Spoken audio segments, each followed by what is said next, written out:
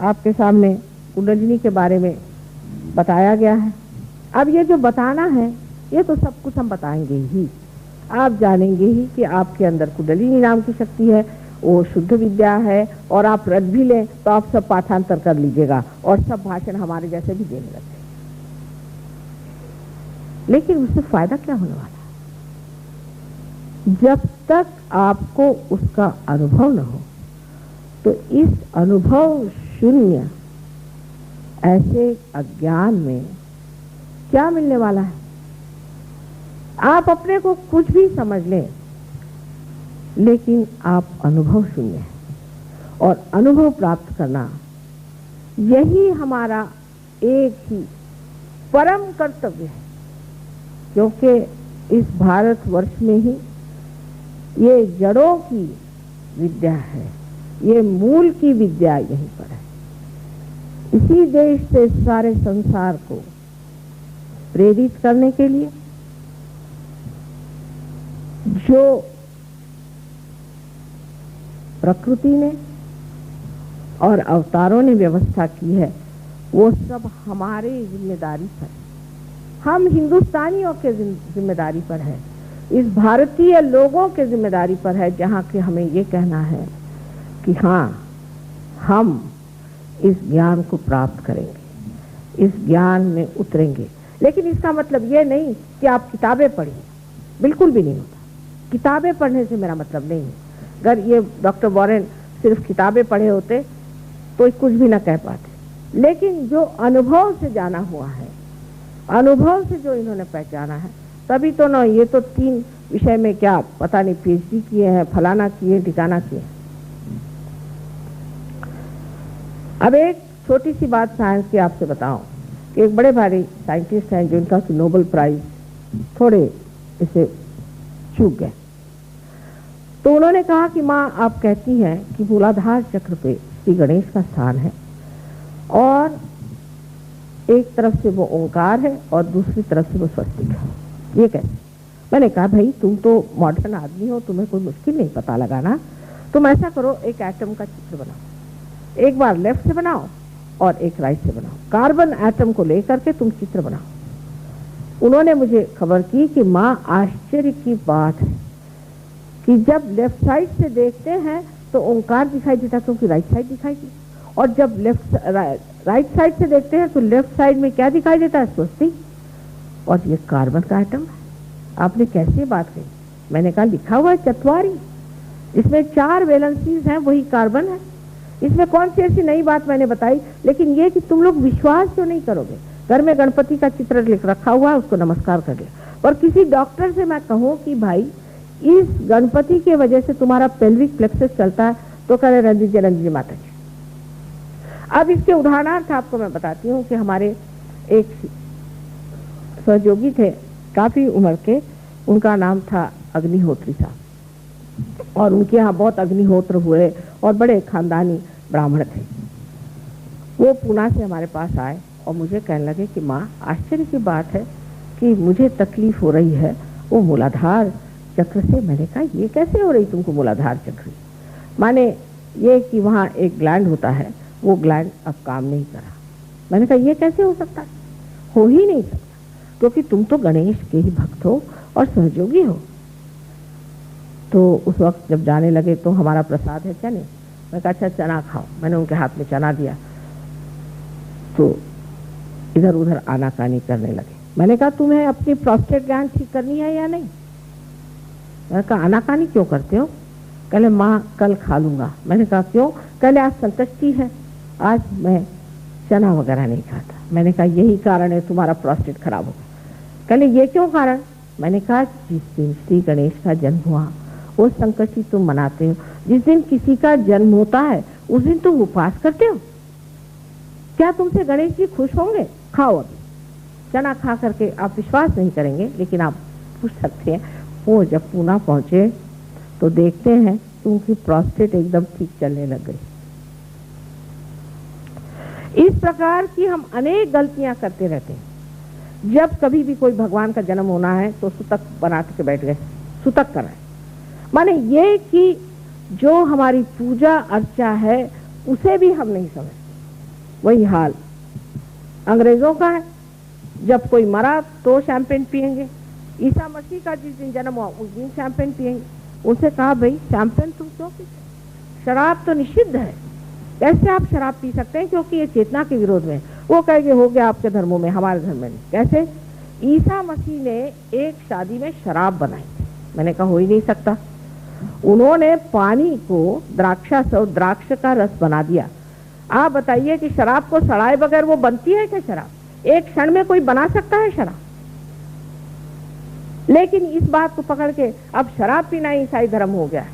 इसी प्रकार उपास करना ही हमारे यहाँ हिंदू धर्म हो गया। फिर ठीक है, परमात्मा कहते हैं चलो तुमको उपास करना है, उपास करो उपास, जिस की आप इच्छा करेंगे वो इच्छा परमात्मा आपकी पूरी करते। उल्टी खोपड़ी से परमात्मा नहीं समझा जा सकता।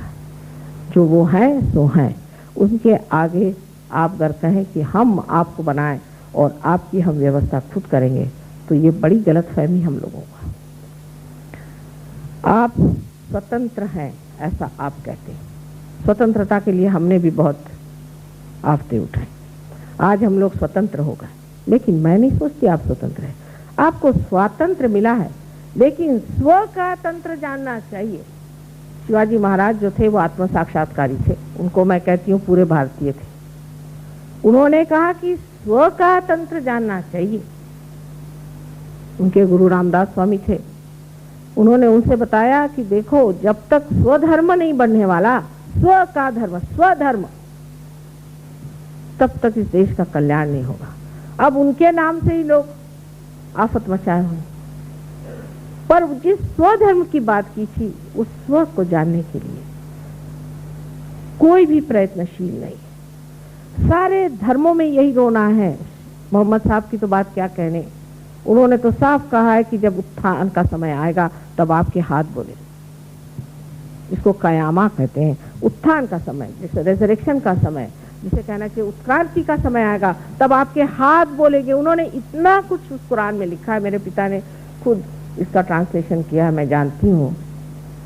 उन्होंने साफ लिखा है कि उस वक्त आपके हाथ बोलेंगे। इसका मतलब क्या है? सारी नमाज जो है कुंडलिनी का जागरण है। और उन्होंने जो अल्लाह अकबर कहा हुआ है वो अकबर भी विराट श्री कृष्ण की बात, लेकिन ये बात कहने से मुसलमान कल मुझे मारने दौड़ेंगे, और इससे भी अगर आगे बातें करने लग जाऊं तो हिंदू भी मुझे मारने दौड़े, क्योंकि सत्य का विपरीत रूप करने से ही आज हम हर तरह से धर्म में अधर्म में हर तरह से एक भ्रांति में है। इस भ्रांति को हटाने के लिए सबसे पहले, जैसे डॉक्टर वॉरेन ने बताया है और जैसे आपको सब सहयोगी कहेंगे, पहले आप आत्म साक्षात्कार को प्राप्त हो। ये खेल खिलवाड़ की बात नहीं है कि आप जिससे चाहे उससे खेल खिलवाड़ कर लें, आप अपने से खेल खिलवाड़ कर रहे हैं। लेकिन ये टाइम, ये समय ऐसा है, इस वक्त चूकना नहीं। अगर आप ईमानदार हैं और अगर आप अपने जीवन को पूर्णतया समझते हैं तो एक बात तो माननी होगी कि अब आप में कुछ कमी तो जरूर है। आप केवल सत्य तो नहीं है, आप एब्सोल्यूट तो है नहीं। तो उसके लिए अगर ऊर्ध्वगामी जाने के लिए कुंडलिनी ही की व्यवस्था की हुई है तो क्यों न उसे किया जाए। हर शास्त्र में लाउ त्से की आप पढ़ लीजिए, या आप कन्फ्यूशस को पढ़ लीजिए, या आप सोक्रेटिस को पढ़ लीजिए, दुनिया के जितने भी बड़े बड़े महान लोग हो गए हैं सब ने यही कहा हुआ है कि आपको अपना आत्म साक्षात्कार प्राप्त होना चाहिए। लोग आते हैं, हम साहब ज़ेन कर रहे हैं। ज़ेन माने क्या? ज़ेन माने ध्यान, पर ध्यान किया नहीं जाता, होता है। एक ज़ेन के बड़े भारी प्राचार्य यहाँ आए थे जो कि वहाँ के हेड ऑफ ज़ेन सोसाइटी, और उनको कोई बड़ी शिकायत थी तो मुझे लोग ले गए कि माँ इनको ठीक करो। तो मैंने कहा भाई तुम ज़ेन कैसे हो, तुम्हारी तो वैसी दशा नहीं है। माँ हूं ना तो सच कह दिया, तुम्हें तो आत्म साक्षात्कार हुआ नहीं, तो आपने इतनी बड़ी अपने ऊपर जिम्मेदारी कैसे ले ली। कहने लगे कि 6वीं शताब्दी में से लेकर के 12वीं शताब्दी तक जरूर 26 ज़ेन हुए थे, जिसको वो काश्यप कहते हैं। देखिए, अपने कश्यप मुनि के पुत्र काश्यप का नाम रखा है, वो काश्यप रियलाइज सोल्स। और उसके बाद से हुए ही नहीं, तो मैंने कहा फिर तुम ज़ेन वेन मत करो, तुम समझ ही नहीं पाओगे कि ज़ेन क्या है। जब तक तुम्हें आत्म साक्षात्कार नहीं होता है तब तक तुम्हें ज़ेन करना व्यर्थ है। आत्म साक्षात्कार के बाद जो सामाजिक कार्य होता है उसमें मनुष्य जानता है कि आनंद और सुख क्या है। उसमें मनुष्य जानता है कि दूसरे आदमी की क्या विशेषता है। यहाँ पर आपके कलकत्ते में एक बार जब शुरू में हम आए थे, एक होटल में ठहरे थे, वहाँ कोई ऐसे ही अजनबी ने हमारा नाम सुना और वो हमसे मिलने आए और कहने लगे कि माँ हमें आप आत्म साक्षात्कार दीजिए। हमने कहा अच्छा कोई बात नहीं। और जब वो मेरे पैर पे आए, उनकी कुंडलिनी इतने जोर से ऊपर में आई, जो दूसरे सहयोगी दूसरे कमरों में बैठे हुए थे उनको ऐसा लगा कि पता नहीं कहाँ से इतना आनंद बरस रहा है। तो दौड़ते दौड़ते मेरे कमरे में आके पूछते, माँ किसको आपने आत्म साक्षात्कार दिया? मैंने कहा देखो, जब उस पे हाथ रखा तो आनंद विभोर हो माँ क्या है। ऐसे ऐसे अनुभव, अनेक अनुभव सहयोग में आते हैं, जहाँ जिस आदमी को हम सोचते हैं कि बहुत ऊंचा आदमी है, जब उसके पास जाइए तो लगता है कि बिल्कुल घास फूस और कचरा है। और कोई आदमी के लिए सोचते हैं अरे ये बिल्कुल बेकार आदमी है, किसी काम का नहीं। उसको देखते हैं तो पता नहीं कब का आत्मपिंड है, कब का ये बड़ा महान पुरुष रहा, इस संसार में है। लेकिन इसको पहचानने के लिए भी तो आपके पास में वही केवल सत्य होना चाहिए कि उसकी ओर हाथ करके आप जान लेते हैं कि क्या है। कुंभ के मेले में जाने की आजकल बड़ी आफत मची है। कुंभ के मेले क्यों जाना? कुंभ के मेले क्या आप गंगा जी को पहचान सकते हैं? क्या आप जमुना जी को पहचान सकते हैं? अगर आपके पास गंगा जल ला के रखा तो क्या आप पहचान लेंगे कि ये गंगा जल है? नहीं पहचान सकते, कारण आपके पास केवल सत्य नहीं है। जब गंगा जल सामने रखेगा तो कोई भी सहयोगी बता देगा गंगा जल है, क्योंकि उसमें से चैतन्य की लहरी आ रही। जो शिव जी के सहस्त्रार से बह रही गंगा है तो उसमें तो चैतन्य आना ही हुआ। अब गंगा जी को हम पूछते, लेकिन गंगा जी जो सूक्ष्म है उसको तो जानते ही नहीं कि चीज क्या है ये गंगा जी। सालों से चला रहा गंगा जी में नहाओ, गंगा जी में नहाओ। ये तो ऐसा ही जैसे कनेक पत्थर उसमें पड़े हुए हैं, ऐसे लोग नहाते हैं और बाहर आते हैं और फिर उनमें कोई भी ऐसा दिखता नहीं कि गंगा जी हो क्या तो कोई विशेष बात की। ऐसे जो लोग हज में जाते हैं वहां से लौट के आते हैं तो फिर वही स्मगलिंग करते। जब हज हो के आए, जब हाजी हो गए, दाढ़ी बढ़ा ली, अपने को हाजी बन के घूम रहे हो तो भाई कुछ तो असर दिखाई देना चाहिए। कोई नहीं, सब एक ही साथ एक जैसे ही रह जाते हैं। जैसे गए थे वैसे ही बिल्कुल निरे कोरे, जैसे गए थे वैसे ही कोरे वापस चले आए, कुछ असर नहीं आया। क्या वजह है कि जो गंगा जी की सूक्ष्म चीज है उसको आपने पकड़ा नहीं, और पकड़ेंगे भी कैसे? अब यहाँ पर हमारे यहाँ जागरूक स्थान है, हम तो कहते हैं कि है, हर जगह हमारे यहाँ जागरूक स्थान है। और ये हम बाइबल में भी लिखा हुआ कि जो पृथ्वी तत्व ने और आकाश ने बनाया हुआ है उसको तू फिर से बना के उसकी पूजा न कर। इसका मतलब वो नहीं जो पृथ्वी तत्व ने बनाया उसकी न पूजा कर। अब ये तत्व हमारे यहाँ पृथ्वी तत्व से निकले हुए जो जागरूक स्थान है, आप कैसे जानिएगा ये जागरूक है या नहीं है? कहीं पत्थर रख दिया, हाँ ये जागरूक स्थान है। अब ये राम की भूमि है कि नहीं है, ये जानने के लिए मुसलमान और हिंदू दोनों को अगर आप पार कराइए तो कहेंगे श्री राम की भूमि है, इसमें शंका। लेकिन इसका मतलब ये नहीं कि सब हिंदू जाके वहां लड़े, और लड़ के राम की भूमि भी मिल गई तो भी क्या फर्क आने वाला है हमारे अंदर? ये बाह्य की चीजों से अंतर्योग घटित नहीं होता है। जब अंतर्योग हो जाएगा तो समझ में आ जाएगा मुसलमानों को भी और हिंदुओं को कि श्री राम की भूमि और श्री राम ये मुसलमानों के लिए कोई दूसरे नहीं, और हमारे लिए भी मोहम्मद साहब कोई दूसरे नहीं। ये लोग सब रिश्तेदार हैं, बड़े पक्के आपस में, इनका कभी भी झगड़ा नहीं होता, एक दूसरे के सहायक हैं, आपको पता नहीं। लेकिन हम ही लोग बेवकूफ जैसे एक का नाम ये लिया एक का नाम ये लिया लड़ते रहते हैं। जैसे कि एक पेड़ पे अलग अलग समय पर निकले हुए महासुंदर फूल हैं, उनको अलग हटा लिया, उनको तोड़ लिया, जब वो मर गए तो ये मेरा फूल, ये मेरा फूल। पर अरे भाई तुम्हें क्या विशेषता आई है? कौन सी विशेष तुमने बात करी? जब खराबी पे आते हो तो सब एक साथ ही हैं, तब तो कुछ दिखाई नहीं देता।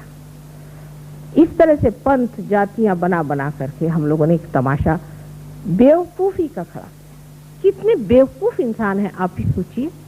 ये बेवकूफी के लक्षण है या नहीं कि हम इस तरह से ये मेरा धर्म, ये मेरा धर्म। अरे धर्म तो है ही नहीं तुम्हारे अंदर।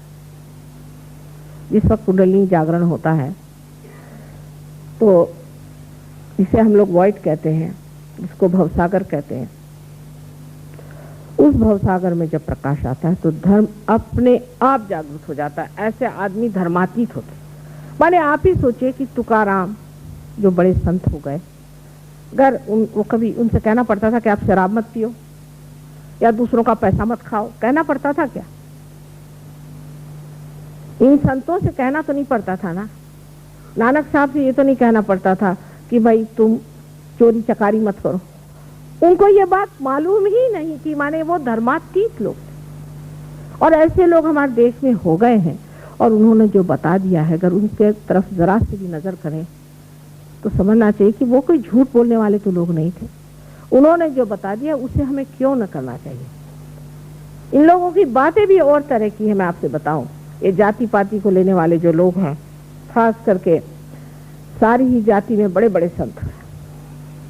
महाराष्ट्र में तो इसकी आप पुष्प मालिका बना लीजिए। यहाँ पर हमारे यहाँ एक दर्जी जो कि नामदेव के नाम से मशहूर है, कभी नामदेव कहते हैं, संत नामदेव।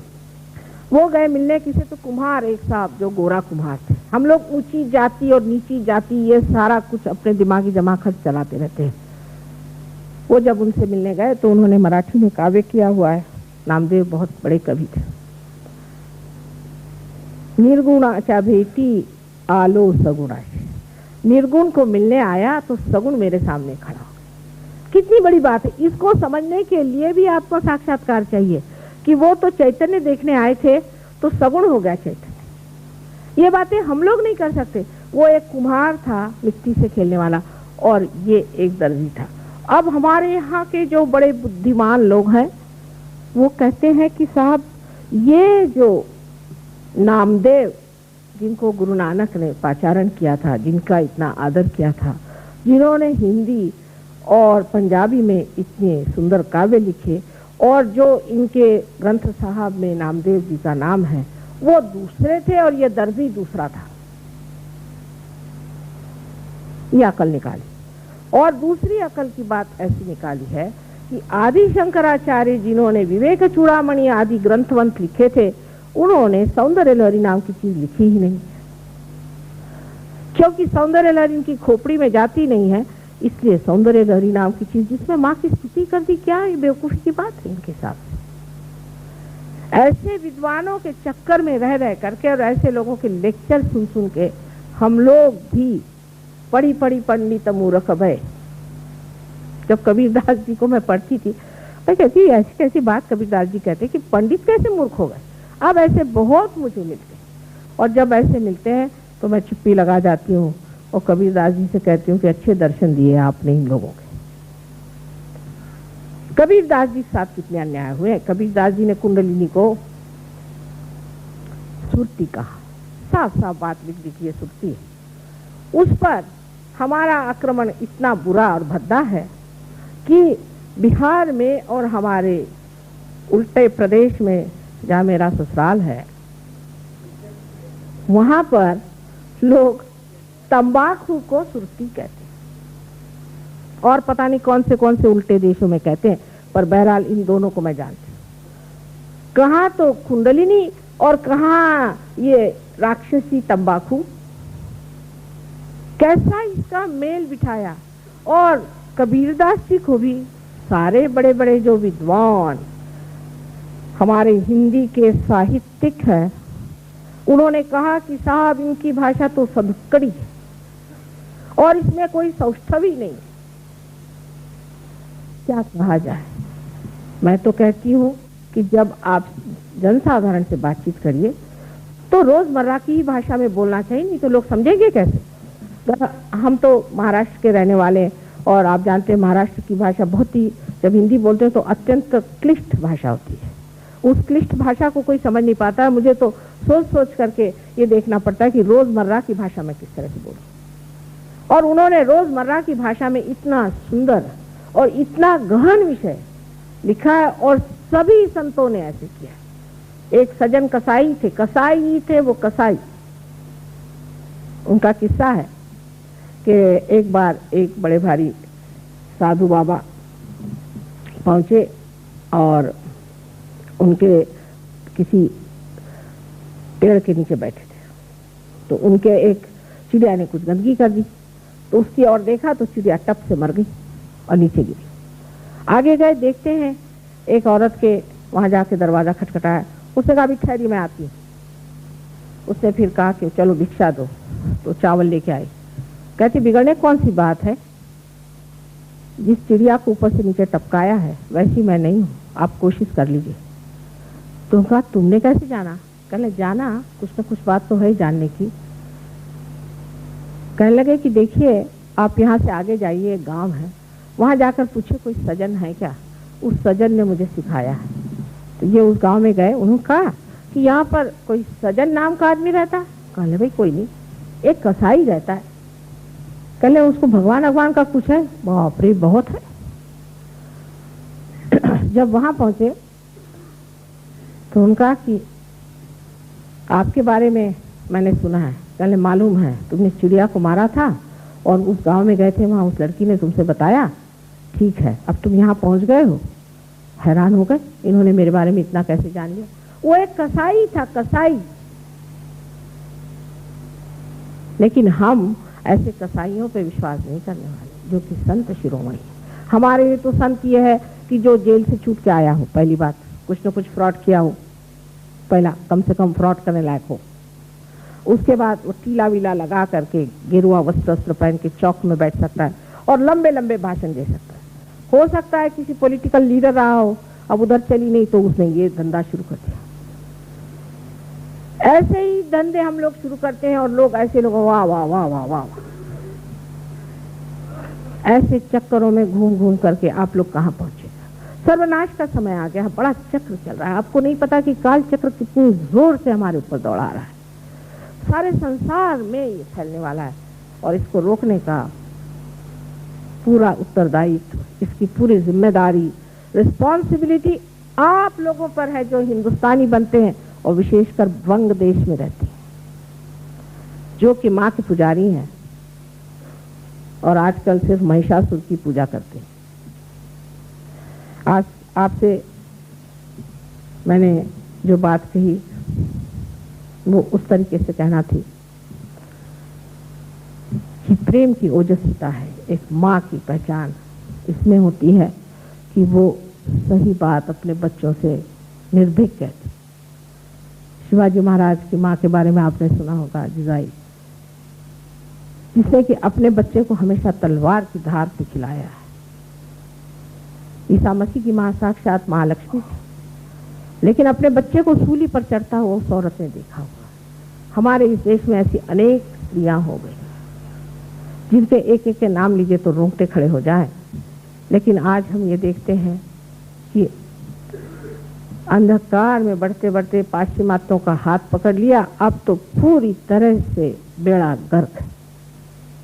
कृपया कम से कम ये न करके थोड़ी नजर अपनी ओर करें और इस आत्म साक्षात्कार को प्राप्त हो।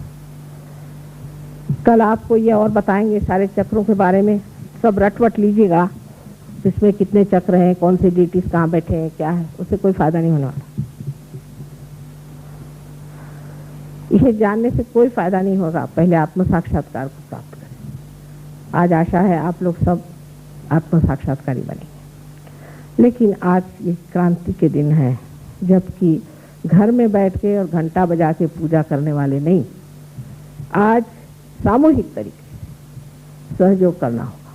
सामूहिकता में ही आप सहयोग में बढ़ पाएंगे, नहीं तो आप बढ़ नहीं पाएंगे। इसलिए जान लीजिए कि जो लोग, बहुत लोग कहने लगे कि हम तो माँ आपसे दीक्षित हो गए, और फिर यहाँ दीक्षित कहते, दीक्षित हो गए, और आगे क्या, हम घर में बैठकर आपकी पूजा कर रहे हैं, उससे कोई फायदा नहीं होगा। आपको सामूहिकता में उतरना चाहिए। अब जरूरी है कि हम लोग कुछ पैसा वैसा लेते नहीं, क्योंकि पैसे से तो भगवान मिलता नहीं है, और ऐसी कोई बड़ी भारी आलीशान हमारे पास जगह नहीं, जैसा कि हॉल है, वहाँ एयर कंडीशन है, आप आइए तशरीफ रखिए और पार हो जाइए, ये सब व्यवस्थाएं नहीं। लेकिन अपने अहंकार को छोड़ के और अपनी मोटरों को छोड़ करके नंगे पांव आपको आना होगा और पाना होगा। जैसे ज्वालामुखी में अकबर खुद देवी ज्वालामुखी पर सोने का छत्र चढ़ाने गए, बहुत बड़ा छत्र, नंगे पांव गए। उन्होंने सोचा कि सब मेरा ईगो खत्म हो गया, अहंकार खत्म हो गया, और छत्र चढ़ाया। लेकिन उस वक्त देखा कि और सब लोग जरा गरीब हैं, तो कहने लगे तुम्हारे तो बस का नहीं है कि ऐसा छत्र चढ़ाए, इसलिए मैं दिल्ली से देवी पर छत्र चढ़ाना है। उसी वक्त ज्वालामुखी ने अपने दर्शन दे करके उस छत्र को भस्मसात कर दिया। आज भी वो छत्र लोहे के रूप में पड़ा हुआ है। ऐसे ही है, नम्रता पूर्वक पाने की इच्छा से आप आइए, कोई भी उसमें आडंबर नहीं होना चाहिए, सादगी से आए और इसे प्राप्त करें, क्योंकि ये आपका धन है, ये आपकी चीज है, आपकी संपत्ति है, आपका सब कुछ है, सिर्फ हम आपको देने हैं। पर जैसे कि माँ का होता है कि साम दाम दंड बेदनी थी, जो बन पड़े उससे भाई लो, ये काम माँ ही कर सकती। अभी कृष्ण होते तो सुदर्शन चक्र निकाल करके 25 की गर्दनें उड़ा देते, और ईसा मसीह होते तो अपने को क्रॉस पे लटका लेते, मोहम्मद साहब होते तो तलवार निकाल लेते। उससे क्या काम होने वाला है? सबूरी की बात है, हमारे पास सबूरी बहुत है, पर आप में आतुरता होनी चाहिए। और परमात्मा की कृपा से अगर ये काम बन जाए, यहाँ अगर 20 भी अच्छे सहयोगी बन जाए तो आपका बंगाल देश सोनार बंगाल हो जाएगा, इसमें कोई शक नहीं। और अनेक देशों से लोग आके आपके चरण छूए। पर आजकल की जो 420 है और आजकल की जो उथली प्रवृत्तियां, उससे बात आई, उससे बात आई, गहनता न करें। परमात्मा आप सबको सुबुद्धि दे और उस बुद्धि में आप परमात्मा को प्राप्त करें। कल फिर एक बार लेक्चर होगा, जबकि हो सकता है आप सब ठीक तरह से, पूरी तरह से आत्म साक्षात्कारी बन जाए।